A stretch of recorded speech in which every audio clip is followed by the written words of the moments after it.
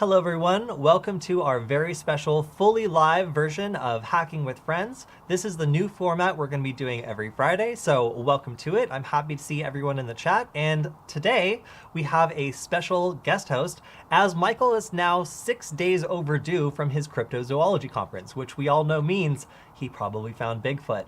James, welcome to the show. Thanks for having me again. Yeah, so we are going to be talking about a wide variety of topics today. If you've got anything in the chat, you can always chime in because obviously some of the topics we're going to be going through, we actually have people in our community that know more about. Zam is a great example. So hello to everyone. I'm glad Zam is here, Acetep, Josie, and yeah, everybody else who's joined us today. I'm looking forward to talking with you guys and also going through some of the topics that we picked out to discuss. So let's dive into it, and we'll get started with a story that we covered last week. So if you want to switch over to my screen real quick, I just want to go over something that hit the news and a lot of people that use macOS systems were really upset about. And this is also something that not many people were aware of. So it was kind of like some people that use macOS a lot found out about this and were furious, and some people just didn't even hear about this at all.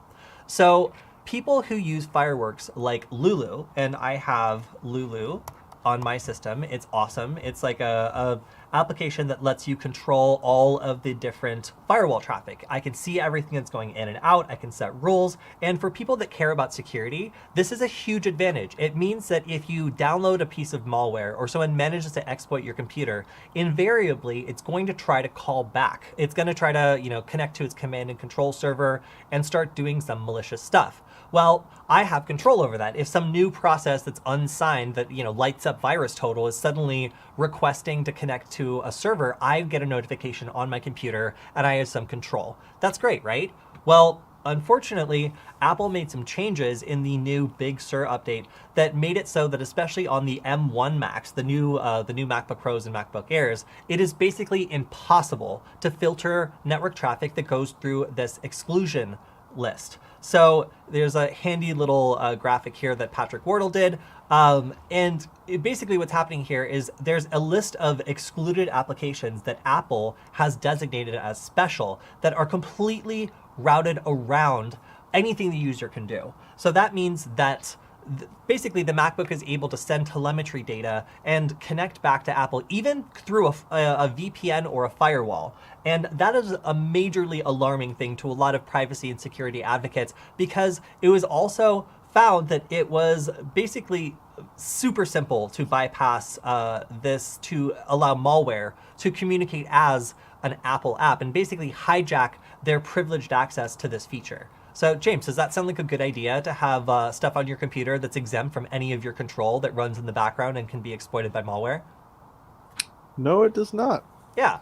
So kind of made it not so much of a sure bet for people who wanted a macOS system for security work or for people who cared about their privacy. It really felt like you were finally getting your computer taken away from your control, and a part of it was now completely controlled by Apple, and you really didn't get much say in it, which is kind of offensive after you pay the money that one of these stupid things cost. So people got upset about this. Patrick Wardle in particular has been a very vocal advocate of rolling this back because he was able to demonstrate on multiple occasions that this just doesn't work. It doesn't make the system more secure, and it also causes problems.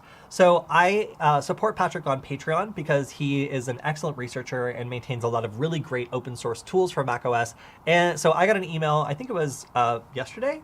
No, 2 days ago. I probably should have checked it earlier. That this has been eliminated. The content exclusion filter has actually been taken out of the new version of macOS due to, in part, all of us complaining about it. So it's really great to see that enough people who know about security and are willing to speak up about this, complaining about it and making it an issue, actually made them roll it back and make it so that this is no longer a thing. You do have control over any outbound network traffic, and there's no longer a little enclave that bypasses all of your control. So Patrick's demonstrated that this is been fully rolled back, and now tools like Lulu and tools like open source tools like Lulu, and then paid tools like Little Snitch, which is another popular alternative, should be able to grab and inspect network traffic and allow you to control whether or not they're able to connect to the internet. And again, for people that are worried about malware, spyware, or other suspicious processes that are connecting to some random DNS server, this is a way that a lot of people would be able to detect an infection. So disabling that was really disheartening to a lot of macOS security users, and also alarming to those who want full control of the computer they just shelled out the cost of a used Honda Civic for. So it's a pretty great development. I'm actually pretty encouraged by that. We can switch away from the story now. I'm pretty encouraged by that because I was almost dead certain that they were not going to reverse this, and it was going to be to the point that this was just a baked-in feature and you had to deal with it. So also, Aspeak Gaming asked, how close to a backdoor is this? Well, having a computer that's sending telemetry data about every application that you open, I just think about that. Like, Apple is building a subpoenaable record of every application you open, because that's part of the telemetry that was sent over this framework that you couldn't exclude. So imagine having a computer that reports every application, like Tor maybe, that you open, as well as other telemetry data like your IP address. I mean, it pretty clearly de-anonymizes you if it reports the IP address you were connected to, and then that you had opened the Tor application at a specific geolocation. Like, all of that stuff could be derived from things like the Wi-Fi networks around you and just reporting back that data, which is regularly done. So if you think about a computer suddenly start to sending where you are, what applications you're using, and what networks you're connected to, like, and what IP address you have on the internet, all that data being sent to a private company is sketchy. Like, why do they need that? Like, they don't need to know, like, every time I open, like, Minecraft or whatever. Like, the fact that that data could tie you to a place or an activity, or maybe if you say you're one place and you actually were somewhere else, that could be the piece of evidence that gets you in trouble. Like, all of those things are just an interesting thing to think about when you have a computer that's basically ratting you out to Apple all the time and you cannot do anything about it. So that's why I'm glad that some of this has been rolled back, and it looks like it's no longer just a forced thing where you have to accept that this computer is going to be talking behind your back to Apple about everything you do. I mean, sorry, Cody, correct me if I'm wrong, but also, what was the proof of concept that you mentioned earlier, that malware could use the same kind of bypass to get around your firewall? Yeah, so basically what Patrick was able to demonstrate was that it is pretty trivial for malware to masquerade as something that is legitimate, that's on the content exclusion filter list. Yeah. So by opening a that's process like as one of these things and then having that process execute a malicious script, it was really that simple in some ways to be able to bypass this and make it so that malicious actors could use this to totally eliminate private security tools like Lulu from being able to alert a user that their system was infected or being spied on. Yeah, you see, to me, that's exactly what I thought of as soon as you mentioned it, and that's already, like, completely unacceptable. But, like, the reason I personally don't use Apple products is because they're already too locked down, in my opinion, especially kind of the iPhones. But I mean, that's, I mean, I would say don't hold your breath, because I wouldn't put it past them to try and fix it and then re-add it later. Oh, of course. And like, you can always just refuse to apply the update or whatever, but like these systems are really tied to the whole Apple ecosystem. Trying to use a MacBook Pro computer without like crossing the line into some like privacy bluster that like Apple has done before they roll it back is like, it's hard because there's compatibility issues. Most people just don't want to deal with that stuff when they get a macOS system.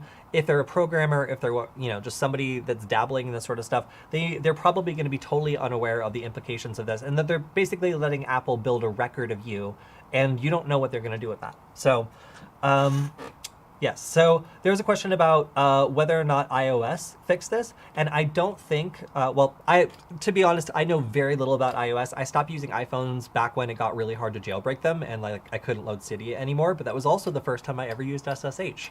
So like I learned a lot about jailbreaking iPhones and breaking into them, but I also know that it's much harder now, and it's very easy to break all that so that everything comes back and you're subject to Apple's restrictions, where they basically assume you don't know what you're doing and you're going to break your phone if you get too deep into it. So that, I mean, I know that James feels the same way, but that really turns me off to the platform, because I want to break the thing. Like, if I bought it, I'm ready to break it. Like, I'm not going to blame you. I'm going to do bad stuff to it. I just need to have full access to the phone so I can break it in ways that I find beautiful. And if I don't get that, then I just don't want to use it.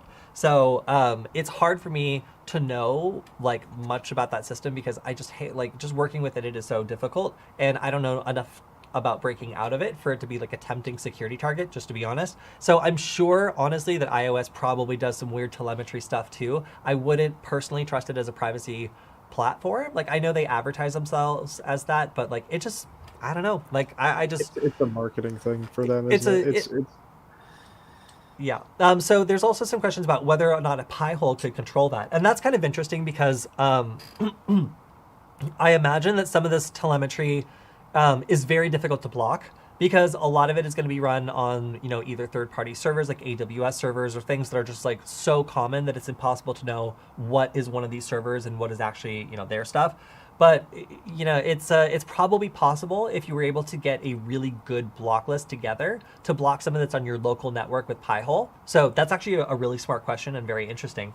But I think that as soon as you went out to another network, or if you connected to another network, then that solution would fail, which sucks, because then you just have a computer that's a snitch and ratting on you all the time, and like, nobody likes that. Even if you're not doing anything wrong, it's just, there's no reason to assemble a marketing profile on you that then gets sold to other people, and you're wondering like why they're sending you such like hyper accurate advertising. It could be because your computer is giving up metadata that's being sold. I don't know if that's what Apple's doing with it. Nobody does.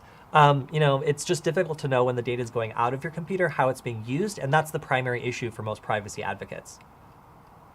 I mean, the thing that really, I was already turned off of them. I'd already stopped using them because they were just too expensive for me. But the thing that really turned me off, didn't they try to sue the people that made the iOS emulator at one point? They did, and they lost because it's stupid. So Apple's taken a number of anti-security like stances when it comes to, or not, I guess just like anti-security researcher stances when people are trying to poke holes with their platform to make it better. And like, I remember, like, I've gone in talking about like, with a general question, and they freak out at the Apple Store because they think I'm trying to like derive serial numbers, like their formula for that. And they're so private about their secret sauce when it comes to anything, that like, they really, really don't like people poking around their stuff, and they will actively try to swat down anything that is outside of their control. So, I mean, you know, that's how you build a really strong brand, and it's been extremely successful. That's why they're such a valuable company. But as a researcher, it can be quite frustrating, and that's where we kind of have to like walk the line between like them having control over an incredibly profitable ecosystem that tons of people buy into and love, and also us as researchers trying to make it better and trying to make it something that privacy people or security people will want to use and also want to work on. So it is a balance. Absolutely. So we have another very spicy topic today that I wanted to go over, and that is the Parler hack.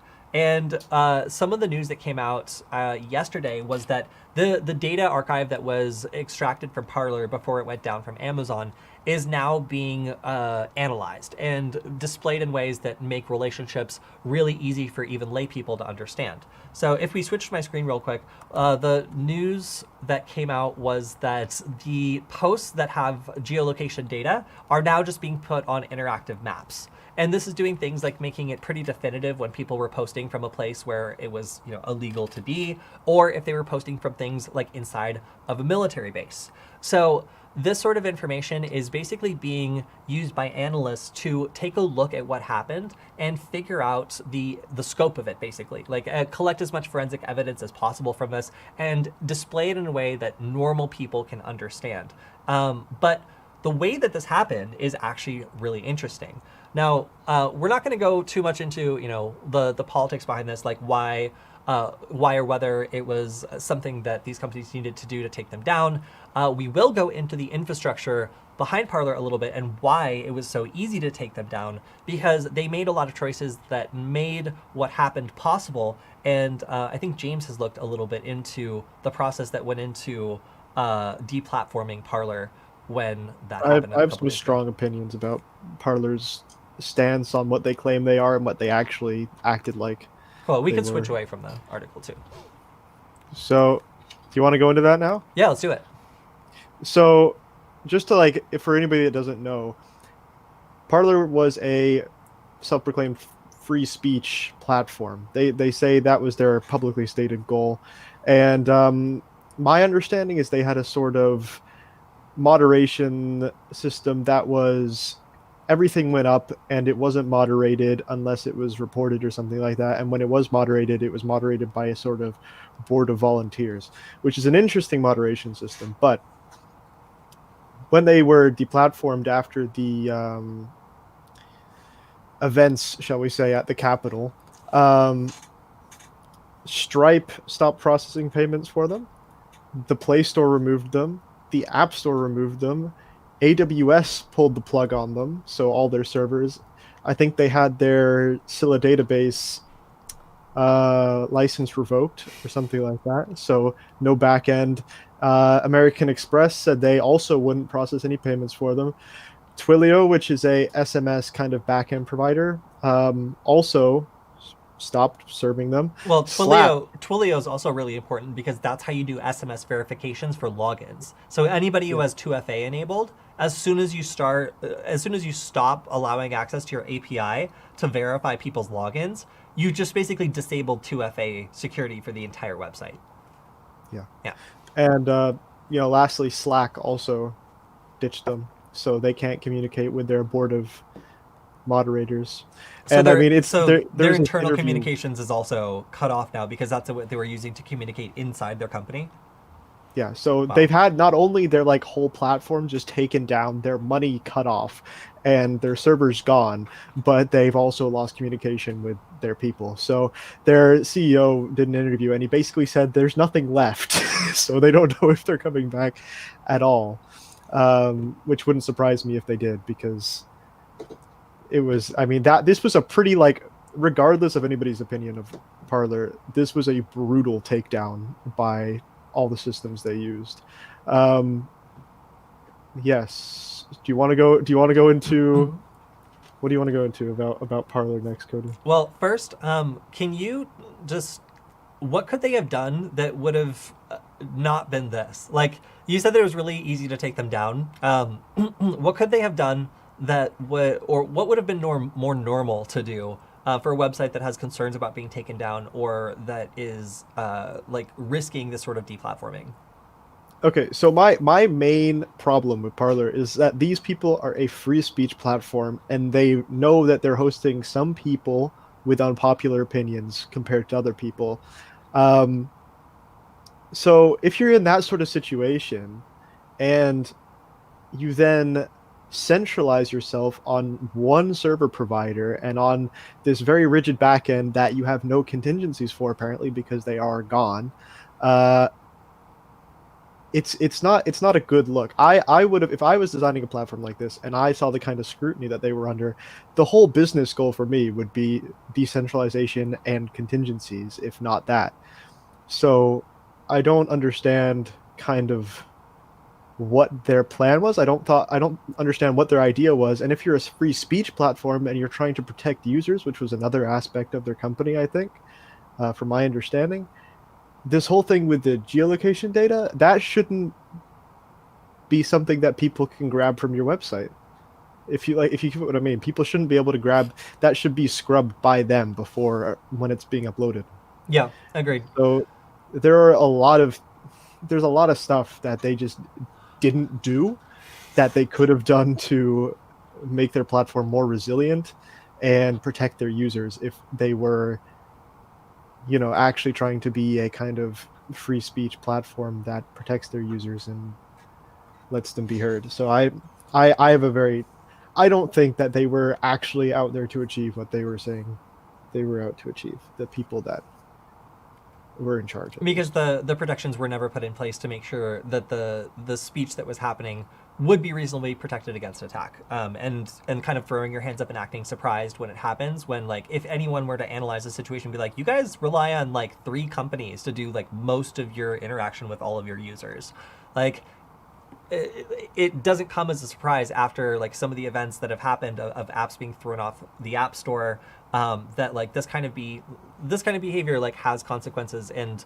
if you're not set up to deal with them, then especially if you're not protecting your user data, having basically a raid on the data so that it gets archived before it gets destroyed or just deleted from the Amazon servers, like that's something that is obviously a concern kind of from the start when people are posting stuff that could get them in legal trouble. Really, like one of the concerns here now is like people have posted self-incriminating stuff here because it was an ecosystem where nobody was just like, hey, that's a little extreme, like you might not want to say that. Like instead they were kind of encouraged to be more and more and more extreme, and as a result people posted stuff that is going to be used against them in the court of law. It's archived now, it's out there, it's publicly searchable, and people who do data analysis are now placing people in problematic spots with their geolocation data that's been revealed. So this is, in a way, Parler was kind of a they set themselves up to fail. They set themselves up to in some ways archive information that could get the people who are saying it in trouble. And you might have the protection against you might not be liable for everything that your users are saying, but like those users are still liable for what they say on your platform if it's publicly accessible and archivable and has geolocation data attached. Like if they can never ever delete that data now because it's out there, which you kind of should assume, there's going to be a lot of people that get in trouble because of it. And that really is because if this was a free speech platform, they did a not so good job of ensuring that nothing that could get people criminally charged was posted, and nothing was done about like really making sure that data wasn't very easy to harvest and sift through afterwards. So that's what happens when you have a platform that has a lot of data, some of it very sensitive, and it's relatively simple for a team of people to download and archive the entire thing in a day. Yeah, and I mean, to further kind of dig into them as a company, I did some research into them, and they are, if you're a free speech platform, you don't want to be in a position, or your users shouldn't want you to be in a position where you are motivated by money, because you need to get money somehow, and people tend to make compromises when they're trying to make money. So if you're compromising on the free speech of your users, that's not really a good thing if your whole deal is... You see where I'm going with this. Ideally, I would want a company that had this sort of goal to be a nonprofit, and these guys were not a nonprofit, and one of the founders was somebody called Rebecca Mercer, and she is the daughter of hedge fund manager Robert Mercer, who was the principal investor in Cambridge Analytica. Oh, what a huge surprise. Yeah, so you can kind of see I'm not saying that they are the same person, but with everything that happened, it seems a little sus to me, at the least. You have a very centralized, dependent, for-profit company saying, we're all about free speech. And then when they get taken down because they are, or they're currently everybody's basing the reason that they were booted on lack of moderation, inadequate moderation, that they get booted, and then they go, well, we're a free speech platform, but they are related to very kind of anti-privacy people. They're a for-profit company, and their technology, their infrastructure model did not support what they were trying to achieve, or claiming they were going to trying to achieve at all. So yet they did manage to generate a absolute ton of data. The thing that they failed to do was secure it very well. So while they got a ton of information about their user base, which almost definitely is going to be used by companies involved with Parler to continue the effort beyond this, as you said, kind of stunning takedown of Parler, you better believe that all the information that was generated by this app is going to be used by the successors to it to try to do more stuff like Cambridge Analytica did. So all bad, but one thing that's interesting is, in this case, everybody has access to the data because it was archived and it's now available. So the shady, sketchy data that was generated by this app is now for everyone to see, and it's just another example of the sheer amount of information that can be generated by using an app like this and how it can come back to bite you, and the platform isn't looking out for your best interest, which, big surprise, if the platform is free, it's probably not. So let's move on to some other news, unless you've got some other smack to talk about Parler. No, I mean, regardless of what you think of what was being posted on there, and some of it was definitely bad, but regardless of what you think of what was generally being posted on the platform, it was all around a bad company, in my opinion. Yeah, and James, let's also acknowledge Zam mentioning that one big part of the problem was how content moderation worked on Parler, and I don't know a lot about it, but I do know that it was basically designed to make it seem like moderation was happening, but have the same community members who were posting the content that was problematic also be in charge of moderating their peers. So it basically provided an echo chamber that let more and more extreme content become normalized, and that became the kind of gradual like heightening of the temperature until stuff that was just totally crazy was like normal being posted and not being moderated, because compared to everything else it was relatively normal. So just that's my take on it. This is not any official opinion, but looking at the stuff that came out of Parler and also being present in some Telegram chats from people who were booted from the platform when it all went down, there's a lot of people who are super invested in conspiracy theories and things like, you know, like dark magic and like human trafficking rings and stuff like that being connected to like political opponents that they don't care about. So it really was a lot of very, very strange, very like damaging like theories and other sorts of things that were being normalized on the platform. And a lot of people who honestly had like undiagnosed paranoid schizophrenia were finding these things, identifying with them, and really, really digging in and making that platform a big part of their identity. So super scary stuff. The people that were coming out of it often were much more radicalized than when they came in. We're not going to go too much into that today, but a big part of why they were deplatformed was the kind of way that their content moderation worked and how ineffective it was at preventing increasingly radical content from being normalized. So, you know, we'll go into that another time if you guys want to, but mostly just want to talk about the physical takedown of Parler and why it did such a disservice to its users when it claimed to be a free speech platform. So let's switch over to my screen. We also have some interesting developments in the security community. One that Michael managed to get out to us before contact went dark was Malvuln.com. So this is a website that's exclusively dedicated to finding vulnerabilities in malware. And what I like about this is like people make mistakes in malware all the time because there's no code reviews in malware. You just ship it out, and if it works, then you make money or get arrested, whichever.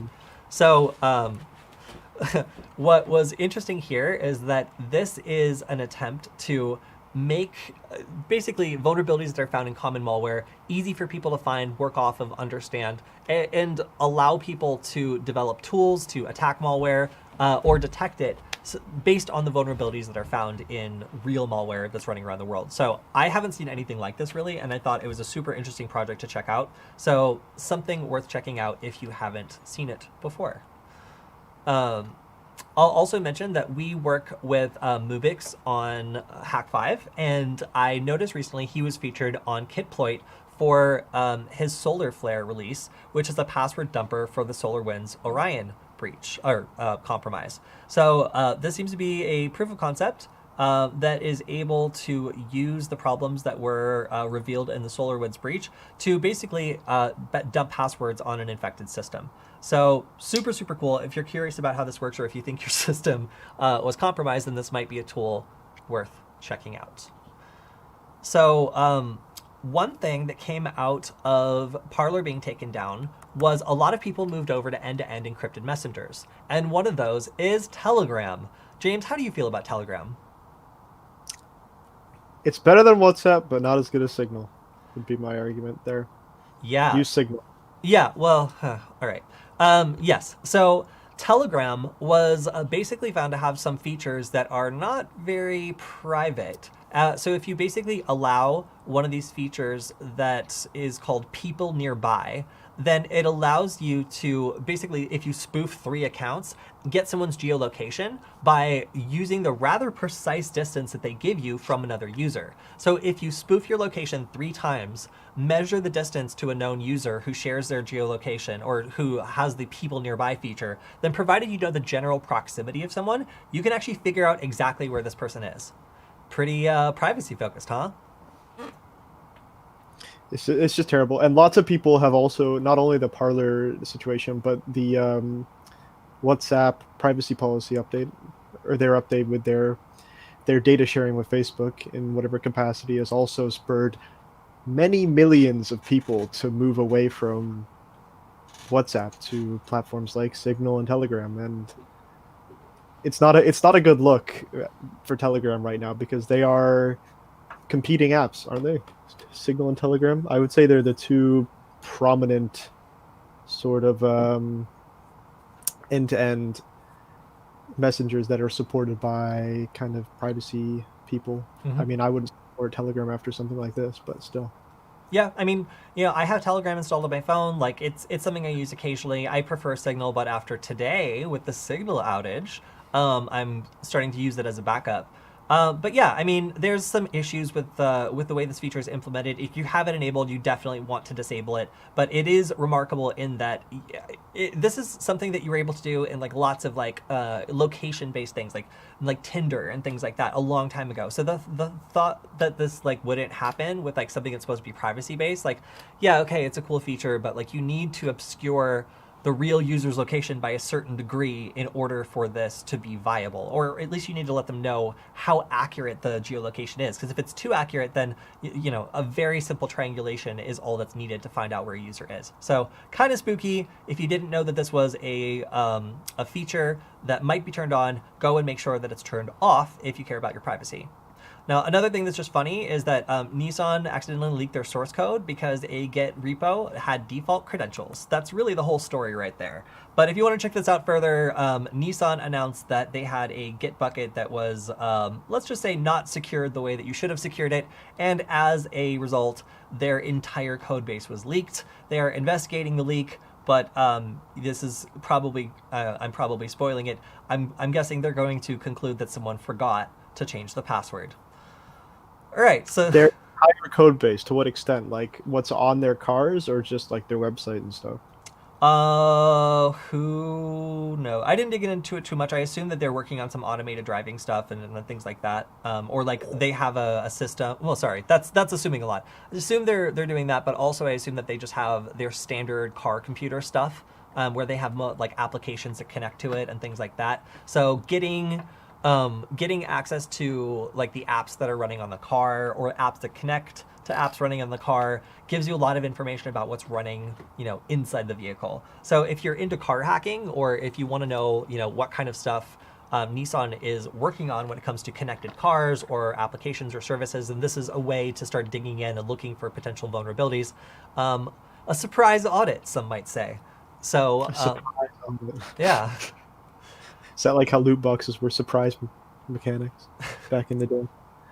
I don't know anything about that. All right, so another thing we have is Ubiquiti password breach.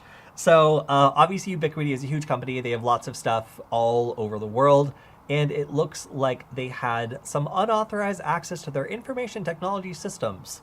So this was hosted by a third-party provider, and it looks like they lost a bunch of passwords. So it looks like the passwords were also encrypted. So they just say one-way encrypted password. They're hashed and salted. Okay, but just use bcrypt though, but whatever. So it looks like they hashed and salted the passwords, but I really wish that they would have done, maybe a little bit more than that. But so if you have Ubiquiti equipment, it's just worth knowing that, hey, they lost your password. Congratulations. It looks like the password... Well, it wasn't. It's not gone, but they did lose control of them. Somebody just yoinked the passwords. Someone yoinked the passwords. So that's too bad. Sorry, Ubiquiti people, but gotta keep those passwords changed, and you shouldn't be reusing passwords anyway. All right, so let's switch back to the main screen. I just want to double check to see if we have any other comments or any questions about what we've gone through today. Oh, and actually, while I look through this, I just saw a comparison between Signal and Threema recently, and I was wondering how people feel about Threema as a privacy app. James, have you ever heard of it? Never. Okay, so Threema is paid, and that's pretty much all I need to say before most people just stop listening. I don't know how I feel about the model of like a paid end-to-end. Encrypted. I I have mean, a hard enough time like getting, like my parents or like anybody to yeah, like use Signal, which is like free and supported on desktop and anything. So like I don't know how I feel about this. On one hand, like I've literally said during the stream, like if something is free, like they probably don't have your best interest in heart unless they're like a non-profit and they're getting a bunch of donations, like Signal like is. Signal. Yeah. Yeah. But like the other thing would be like, what if you just paid once for something and then you had an excellent thing that was making money clearly from just people joining it and paying and not from some other sketchy thing. But then I also start thinking like if each user pays $3, first of all, like I'm not going to be able to get 90% of my friends to pay $3 just to communicate with me. It's like why wouldn't I just create an app that just calls me directly? Like if I'm like the only person they know that uses this, and then just charge them $3 for that. Like I don't know. So there's issues with adoption when you have a paid model. Like there's other things that I don't understand where like you should like traditional wisdom is like you start with the free and then you have a premium version that's more useful. Like okay, but like so I'm really looking for alternative to Signal because like as I was explaining to James, like so many people just got on Signal because Elon Musk said so, and that are now saying just things like, bro, since you recommended Signal, it's been up 99% of the time, crushing it, dude. It just makes me want to move to a new platform. I don't know why. It's just some punk part of my brain is just like, this is no longer cool anymore. So I at least want to have a backup of something that like no one has ever heard of except the like 6 people I work with, that like privacy people are like, oh yes, nice. But when I start looking for them, they all start to have like weird flaws. Like I don't really trust like Telegram because of like, for example, the issue I just mentioned. And I also don't really know if I like the concept of like a paid messenger I have to convince my friends to pay for. Yeah. So I don't know if there's really like a great solution here. But one thing that is a really big difference about Threema is there's no phone or email registration. So people are pointing out that like if you want to sign up for a messenger that doesn't collect your phone number or store it anywhere, like that is a difference from Signal. Huh? But they get your payment details. But they get your payment details. That's what I'm saying. So like there's still like a list of you paying for the thing, and there doesn't seem to be any way. I guess you could use like a sketchy like gift card, but then it's still connected to like a Google Play account with like your IP. It's just like I feel like if you're really that concerned, you may as well just use a kind of burner SIM and a VPN. yeah. So if anybody knows anyone at Threema, just tell them like, what are you doing? Like we really want to recommend it, but like it's hard. Like I'm not going to get anybody in my family or any of my friends to pay $3 to communicate with me when I'm the only person they know on this thing.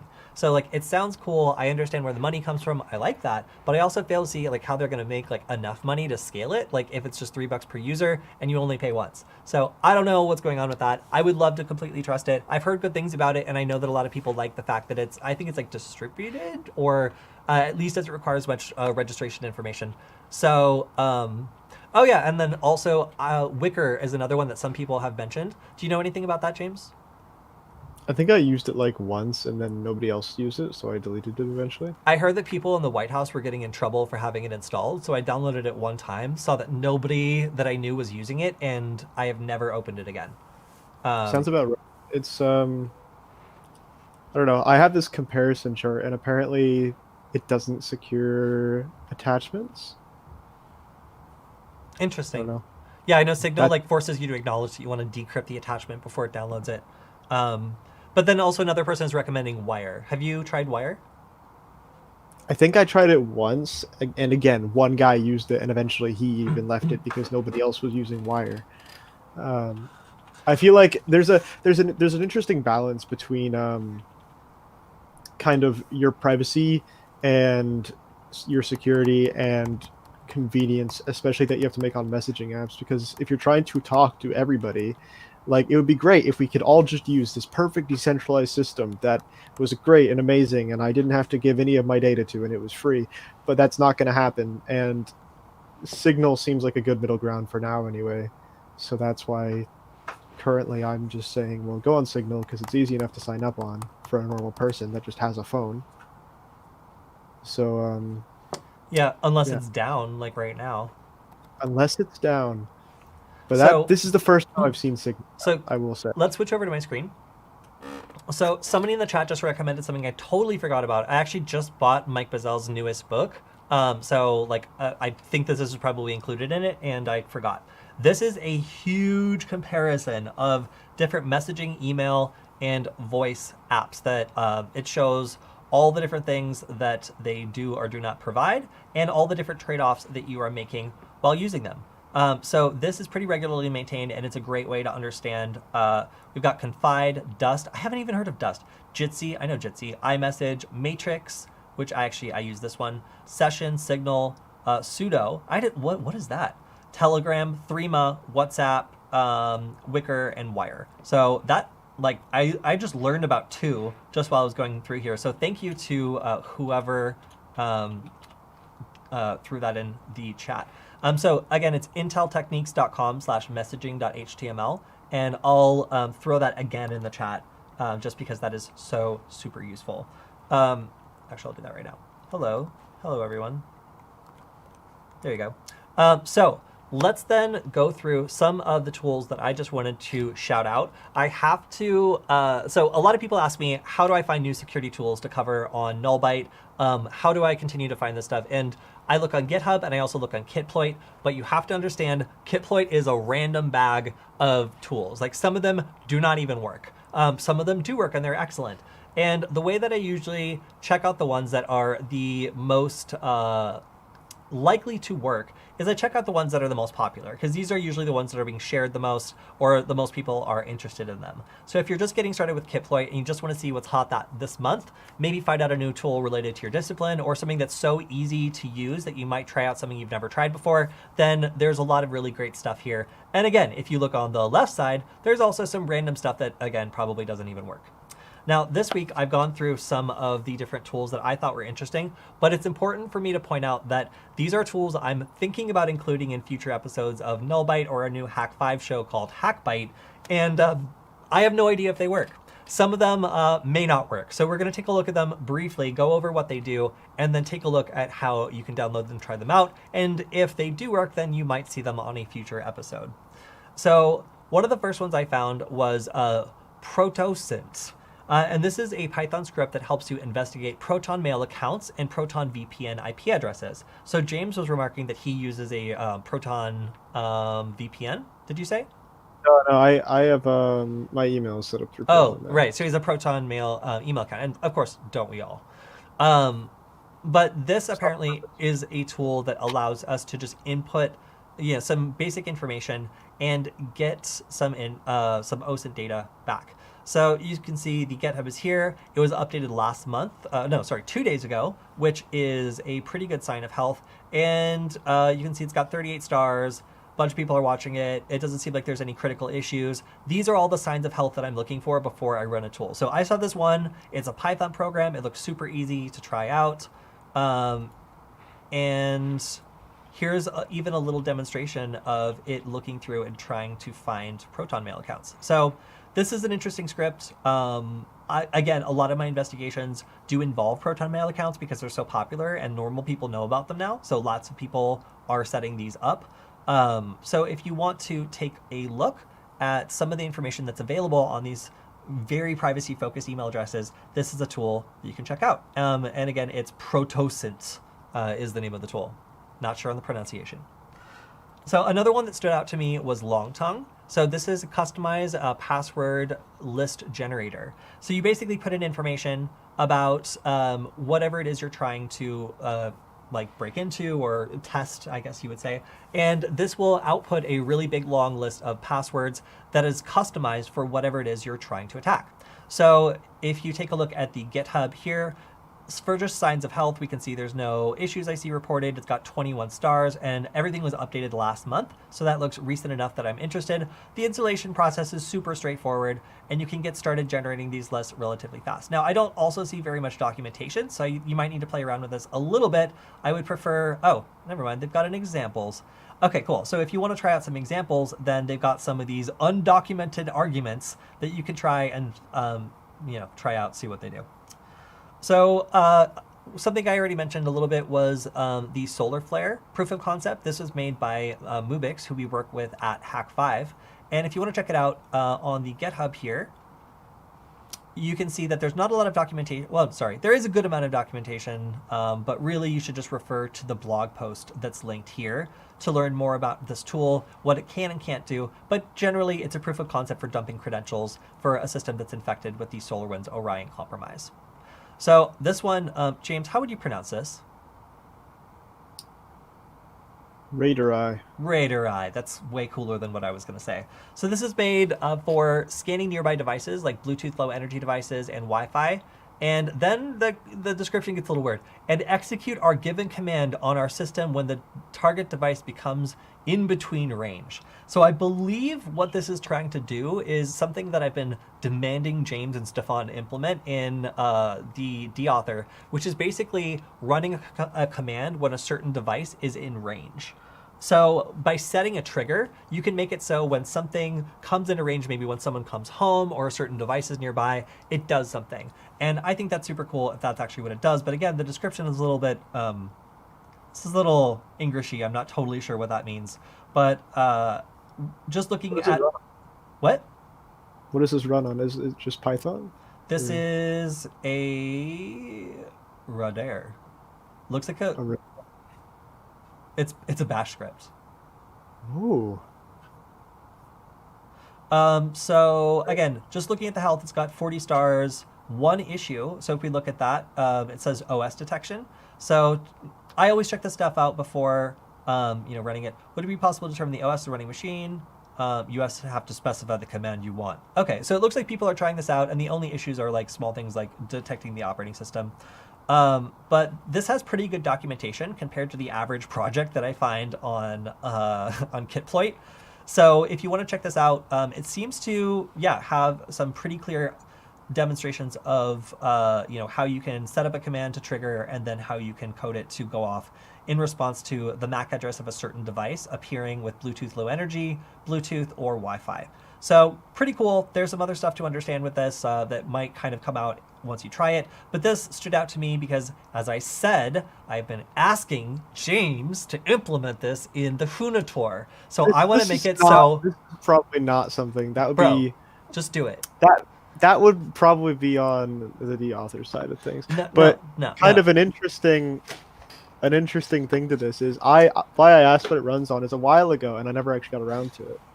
A while ago, something I thought of is so there's these Wi-Fi bulbs that Stefan messed around with in one of his YouTube videos a while back, but these run on an ESP8266. Mm-hmm. So you can hack these. And one thing I wanted to do, but I never got around to doing, was doing something like this, but in a light bulb form factor. So you could just like have a light that then could trigger something else.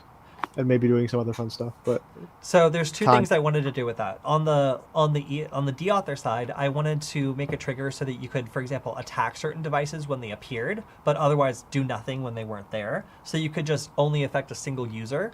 And the second thing is on the computer side, I wanted to make it so that I can run, like, for example, a Python program that lets me know when someone's near my computer. So I could just get like a text message that says like Michael's entered your room, and then I know to run back upstairs because Michael's about to grab my cat without my permission and I need to supervise.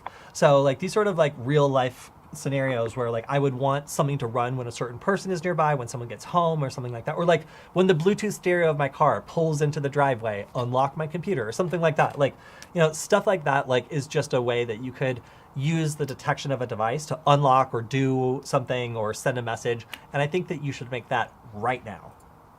So maybe I'm wrong on this because I'm not all the way in the loop on this project, but there is something, I don't know how much I'm allowed to say about it, that's being worked on that, from what I've heard, would be used to do that sort of thing. So you can have something to look forward to. I think the plan is to have it running on the ESP32. Okay, cool. Good. Because I want that, and I think it would be cool. So the last and least explored of the tools that I'm showing off today from Kitsploit is Emperor, but leet. Or just at least in like all caps, like for the last 4 characters. Whatever. So this is a Linux post-exploitation framework. It's currently the most popular tool that's being shared on Kitsploit. It seems to have pretty decent documentation. So if I go way down to the link, then I can see on GitHub some of the signs that I'm looking for. 304 stars, 21 people watching it, only 1 issue, which is pretty good. and it just says to use the latest release. And here you can see it's got an extensive table of contents, and the warning that it is still under active development. So it's got a packer with a crypter, a dropper, port mapping, randomize everything that can be randomized, injector for shellcode loading, injector shellcode loading an arbitrary process, recover process after injection, network scanner, passive scanner, exploit kit, weak credential scanner, and auto pawn using weak credentials and remote command injections. How sweet is that? Like, that's a lot of really bad stuff for Linux all packed into one. Auto pawn? Yeah, auto pawn. You said auto pawn. No, you like said that. No, what? No, you said. Yeah. Watch yourself. All right, so we have like a lot of instructions for getting started with this, as well as screenshots. So if this is something you wanted to try out, I think that this is a very well documented project. At the very least, you could get started with it without a tremendous amount of work. So if you want to check it out, again, a lot of people are talking about this project and sharing it. I haven't gotten around to checking it out myself, but I hear that yeah, it's got some merit to it. So if you want to check it out, let me know how it works. I'm probably going to get around to it at some point because we may feature it on one of our shows. But that's the tools that we are looking out for this week, and yeah, some of them have been really cool. We can switch away from the GitHub window now. So anyway, I'll take a look at the comments and see if anybody else has any questions about the tools. Yeah, looks like not really. Oh, and also for Nine, who's asking about show notes, when we post these, Michael goes through and actually adds chapters, so you'll be able to go back and see like the general topics we're covering. You don't need to sit through the entire thing if you're just interested in one of the tools we're covering or one of the topics we're covering, which is a very nice, very sweet thing that Michael does for us. So, James, you got anything else you want to talk about before we sign off this week? I don't think so. I think we hit everything. Great, because I've got more stuff. So I submitted a talk to the RSA conference, and it got friggin' rejected. How dare they? How dare they? So I've been to the RSA conference a number of times. I usually do presentations there, like, or I'm press. So all the years previous, I had a press pass, and I was usually like doing a lot of interviews and stuff with other researchers there. Last year's the first time that I did a presentation where I was actually on the vendor floor, like working with Varonis, doing a really popular game a number of times, like throughout the entire conference. This year, we just thought it would be fun to like do a talk on Wi-Fi security, because as you know, we do a lot of creepy Wi-Fi stuff and most people don't know about it. So we submitted a talk and we got a rejection notice back. And I've been to some talks at RSA, so I'm not gonna talk too much smack, but like I'm not very offended. I know that the talk would have been great, but it is kind of a daunting thing for researchers to submit a talk and get smacked down. I have 2 popular YouTube shows, so like I know that my content is popular and that the work I do is good. So it isn't as discouraging as an experience for me after doing this for several years. But, you know, I just want anybody who's thinking of submitting a security talk or anybody that gets rejected from a talk to know, like, this does not have to do with your work. It does not have to do with your presentation ability. Like, I get paid to do this. So, like, I know that people enjoy watching and coming to my talks, and I know that a lot of people would. But these talks are often kind of come down to, like, how well they align with the mission of the conference. And at RSA, they like to make people buy software because that's what people go to RSA for. So if you do a talk, if you submit it to a conference and you get rejected, like just know that like your work could be perfectly valid, your presentation can be beautiful and still get rejected, and it's not really a reflection on you. So again, like I've had lots of my talks rejected. I think C3 rejected my talk last year, and then I just did it anyway for free as a workshop. And then now RSA has rejected a talk, but I've also been accepted at other conferences, and I got to do one at the Hope conference. So, you know, it just really depends on the conference, and it's not really something to get too down about if it happens to you. I just wanted to note that it happens to me all the friggin' time. So if you do get a talk or some research shot down at a conference or a meetup or something like that, just keep submitting it, because it's not always about the work that you do. So let's see, there was another thing I was ready to complain about as well. So, what was it? Oh, TikTok. So we, James and I both produce content on TikTok. James, you love TikTok, right? Do not state my TikTok yet. It's not ready. Okay, all right. So James has the TikTok in the oven that's still baking, but our TikTok is Hackbite, and we've been doing it for a while, and I have to tell you guys, moving to a platform other than YouTube, like on YouTube, we were really scared to show hacking content because we were afraid that like if we did anything too technical, they would give our channel a strike and take us down. So I was like, all right, let's make fun, just like funny, light content and put it on TikTok. TikTok immediately started taking down my content for harassment and bullying, which is hilarious because I'm the only person in the video. And in most of the videos, I'm either like lightly responding to people's questions or just like showing generally how hacking stuff like works on an extremely high level, like soldering. So it's been like wild to me to get onto a platform that like, even when you're doing something completely innocent, like they will still take down your content for 5 days at a time, which completely kills like a video you might have worked out like a day or so on. So the key to doing TikTok content seems to be to make very, very light, easy to produce content where you can make just a ton of it so that when it gets taken down for stupid reasons and stays down for 5 days, it's not a big deal because you didn't spend that much time on it. I've never been on a platform before that discourages you from putting too much work into any particular thing that you do, but having so much chaos on the platform and having our just like entertainment content taken down has been something that's kind of interesting. So if you're looking at making content like we do and you put it on TikTok, just know that it's a hard platform to make content on.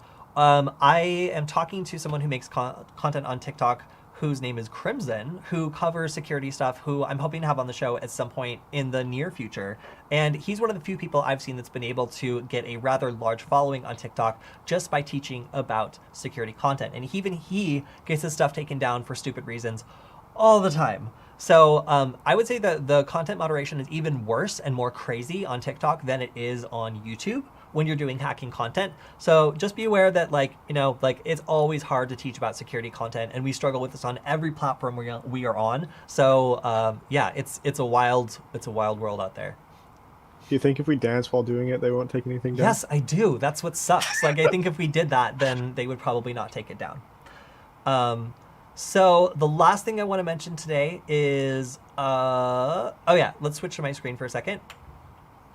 Okay, so something that has been unfolding on my timeline on Twitter for the last week has been an ongoing fight between Naomi Wu and Moxie Marlinspike, the developer behind Signal, over a vulnerability that is real and has gotten people in trouble and arrested before in China that is kind of being ignored by the Signal community. And I've had debates about this, and this is, again, why it's taxing to me to have so many people jump on Signal who are now self-proclaimed privacy experts who are minimizing problems like this that actually do affect real people. So it boils down to this. When you use a keyboard on like an Android phone or like an iOS phone, that keyboard can send whatever you're typing to it to whoever is managing the keyboard. That's voice audio snippets if you're using that, but also text, like any text data you enter can be sent to Gboard, which is the most common free keyboard for Android devices, and this can be collected with a warrant. So this is something that most people don't understand. They download Signal, they think, my messages are all now private, but they don't realize that a copy of all of their outbound messages are being sent to a third-party company. Now, Naomi Wu has been really, really forthcoming about this because it affects people in her community. She's been willing to stand up and try to get people to understand this vulnerability and understand that this is not a perfect solution. We're not saying that Signal is bad. It's still way better than using like Facebook Messenger, but it is not a bulletproof solution, and it doesn't protect you 100% from a lot of the privacy threats that are out there. So, she has received an extremely frosty response from both Signal. She's been blocked by Moxie Marlinspike on Twitter, which is kind of sketchy behavior. And generally, the way that the security community has been reacting to, a queer woman living in China bringing up this problem has been problematic. Like this is a real thing. Like you can ignore it all you want. You can try to shout her down, but people are affected by this, and they need to understand when they adopt this platform that it is not a one shot for privacy.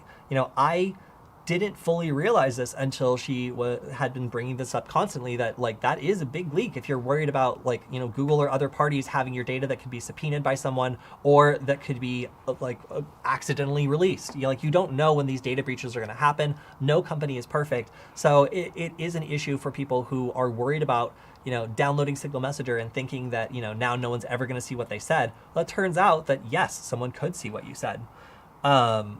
So I just think that this has been a very interesting development in the saga of Signal being adopted by so many people. It seems like sometimes if you don't fit the right mold for like the how you're bringing up the vulnerability and like what kind of person you are, your concerns aren't taken seriously, and it's generally a disservice to the entire privacy and security community. So I follow Naomi Wu because she often is right, even though other people don't want to talk about it. And a lot of time people take advantage of the fact she lives in China or she doesn't look like the kind of person you would expect to be in tech to completely like try to railroad her arguments. So this is just like for me an example of when there's a mass adaptation of Signal and you get a bunch of tech bros that aren't interested in the opinion of like a Chinese woman on like what could be something that compromises their data.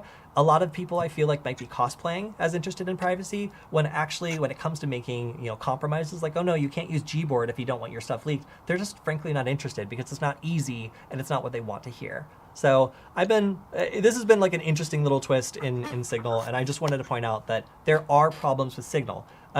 It might not be Signal that's the problem. Maybe it's the keyboard you're using with Signal, but Signal's not very useful unless you have a keyboard. So there's something to consider and something to think about when adopting Signal or any private messenger as a solution. You know, it's not perfect. You do need to be aware of other attacks that could compromise you, such as your keyboard. So that's all I've got, I think, for news this week. I'll switch back to the chat.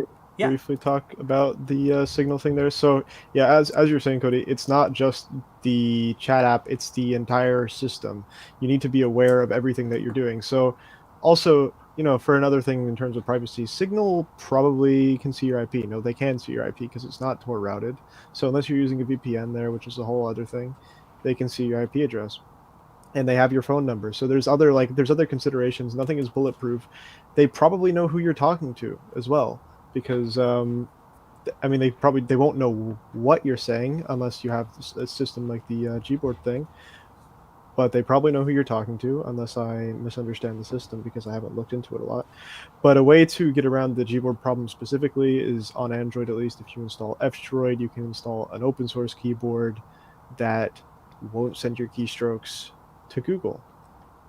So we had a question in the chat also that's really good, which is, do Chinese use Tor?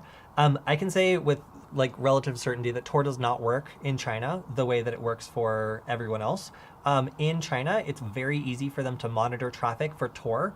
And when they find it, they will localize it and block it, and also try to investigate it if it's something that comes up frequently. So there are ways for Chinese users to use or access Tor via things like snowflakes or like other things that aren't as easy to detect. But the level of cat and mouse that's happening is like you have like sophisticated like network searching going on by the government that's looking using all machine learning tools they have to try to identify this like supposedly like dissident behavior. So it's incredibly difficult to do the sort of stuff in China. And a lot of people I used to know in the fashion industry who would like go over to China and then try to connect back to their services would have to really spend a lot of time on like finding a VPN that still worked in China that was changing its servers enough that it wasn't blocked because Tor just was not reliable. Cool. Okay, so I think, and our final comment of the day from Zuber is, the internet is creepy. That, if I had to sum up the internet, probably does it just about as good as I can.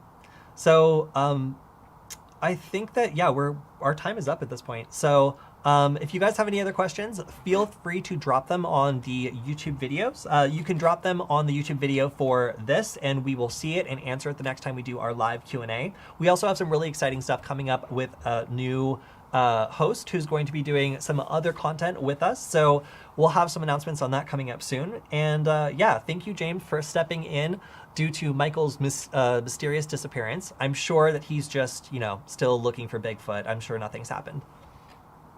Absolutely. Yeah.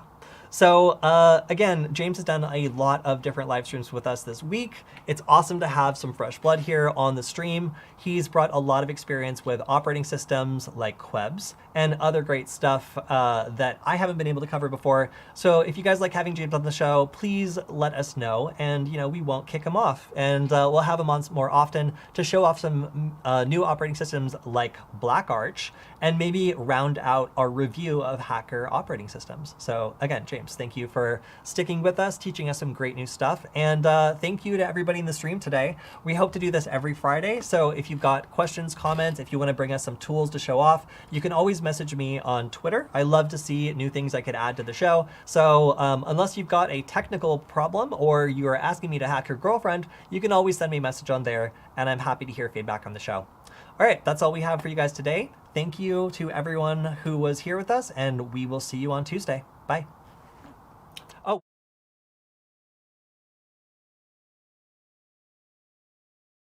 Wait, I forgot. We changed the time on Tuesday. Yeah. So now on Tuesday, because you guys are mostly on the West Coast, we don't want to wake up so early. So we're going to push it back 2 hours. So whereas we normally start, well, here at 9 a.m., we're now going to be starting 2 hours later at 11 a.m. So if you're on the West Coast, that is what? 9? Wait, no, 10. Whatever. Mountain time, it's at 11 a.m. Good luck, everybody else. Bye. Bye.